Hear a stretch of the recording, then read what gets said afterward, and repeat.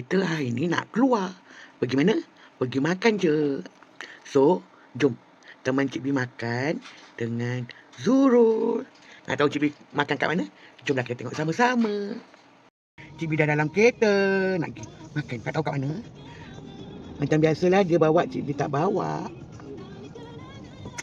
Nak makan kat mana? Abang ni memang kadang-kadang sok mak. Kita fikir akan gimana. Kata nak makan burger babil. Waktu nak pergi burger babil. Kita tengok burger babil. Okey, beli bawa bekal. Oh. Jom. Kita dah singgah location pertama. Kita nak beli burger dekat Smash Burger Chicken Tender. Kita ambil ni, tapi kita ambil ala kat je. Mary, you kau nak kahwin dengan siapa? Kahwin dengan siapa nak kahwin dengan Macam tu. Kalau Cik B ambil ni je. Loaded fries. Oh ni, ambil ni. Kita dah di location kedua. Sekejap Cik B zoom. Terlebih zoom pula. Okay, dekat dapur Amak. Partner Zurul makan burger yang dia beli tadi dengan dia makan kita punya biasalah. Dia memang dilahirkan untuk kacau aku. Cik B makan loaded fries dari daging. Dia makan burger. Lepas tu Cik B tengah tunggu Cik B punya. Cik B order Maggi double, Maggi goreng double.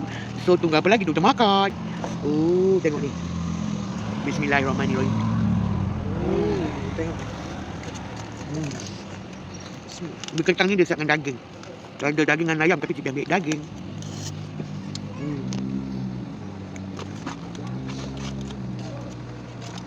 Dia betul gini jadi sedap.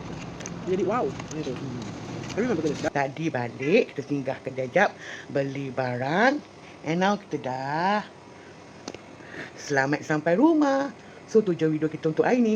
Bye. See you in my next video. Love ya.